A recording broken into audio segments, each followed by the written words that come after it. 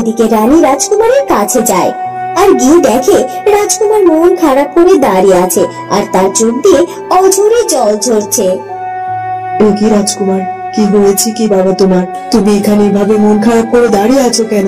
আর তাছাড়া কি দেখছি আমি, তোমার চোখ দিয়ে এমন জল ঝরছে কেন? কি হয়েছে, কি হয়েছে বাবা, বলো আমাকে।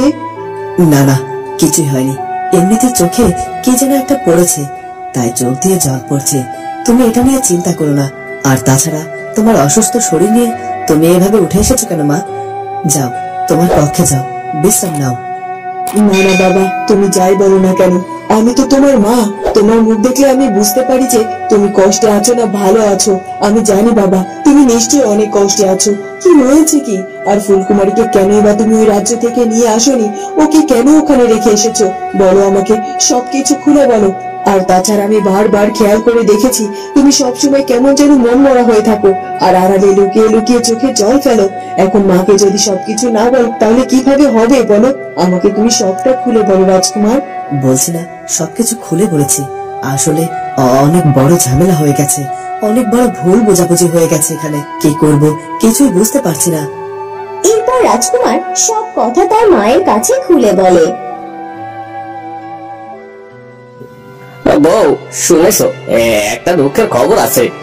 দুঃখের খবর আছে মানে? কি হয়েছে বলো আমাকে। আমার মেয়েটাকে হারিয়ে এমনিতেই দুঃখে রয়েছে আমি, তারপর আবার কি নতুন দুঃখের খবর নিয়ে এসেছো শুনি। আসলে বউ, আমাদের রূপার মতো শিবাকেও নাকি খুঁজে পাওয়া যাচ্ছে না গো। কি কি বলছো কি গো? সীমাকে খুঁজে পাওয়া যাচ্ছে না? কিন্তু কোথায় গিয়েছে সীমা? কোথায় গিয়েছে সীমা সেসব বিষয় কিছু জানি না গো।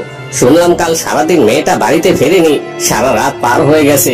আর সকাল থেকে ওর বাবা মা সহ গ্রামের অনেকেই মেয়েটাকে খোঁজাখুঁজি করেছে, কিন্তু কোথাও মেয়েটাকে খুঁজে পাওয়া যায়নি। আমাদের বেটার মতো সীমাও হারিয়ে গিয়েছে। না না না না, এটা এটা কি করে হতে পারে? গ্রাম থেকে হঠাৎ করে এইভাবে বাচ্চা বাচ্চা মেয়েরা হারিয়ে যাচ্ছে কেন, সেটাই তো বুঝতে পারছি না। আমার তো এখন অনেক ভয় করছে। রেখেছে আর নিজে ওভাবে চুপচাপ দাঁড়িয়ে আছে। কি ভাবছে কি উনি? কিচ্ছু তো বুঝতে পারছি না। আর আমার সাথে তো কোনো কথাও বলছে না, এভাবে চুপচাপ দাঁড়িয়ে আছে। কিন্তু এভাবে চুপচাপ থাকার কোনো মানে হয় নাকি? আমি বরং এক কাজ করি, আমি নিজেই রাজকুমারের সাথে কথা বলার চেষ্টা করি। এই কি রাজকুমার, আপনি আমাকে আপনার কক্ষে নিয়ে এলেন আর এখানে এভাবে ঠায় দাঁড়িয়ে দাঁড়িয়ে কি ভাবছেন বলো তো? আপনি তো আমার সাথে কোনো কথাই বলছেন না। ফুলকুমারী, আমি কি কথা বলবো আমি সেটাই তো বুঝতে পারছি না। আমি কি অন্যায় করেছিলাম? কি আমার অপরাধ ছিল যে আমার সাথে তুমি এমনটা করলে? আমি অপরাধ করেছি মানে? ক্ষমা করবেন রাজকুমার প্রতাপ, আপনি আমাকে বুঝিয়ে বলুন আমি আপনার সাথে কি করেছি।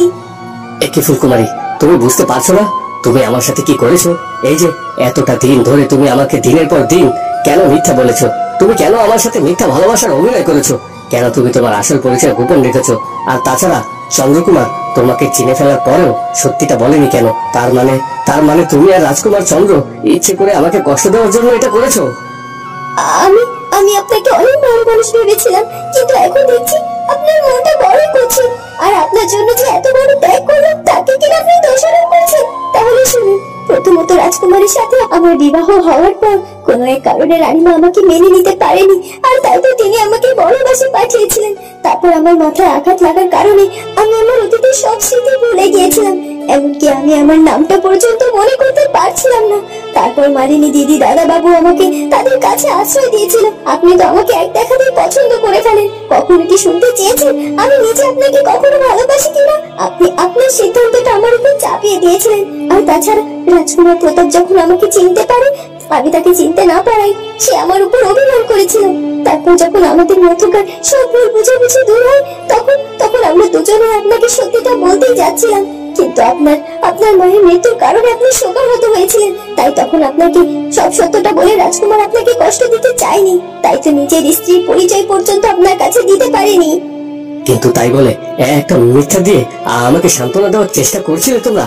আমাকে সব সত্যিটা বলা তোমাদের অবশ্যই উচিত ছিল। হ্যাঁ হ্যাঁ, উচিত ছিল দেখে আমরা সিদ্ধান্ত নিয়েছিলাম আপনাকে সব সত্যিটা খুলে বলবো।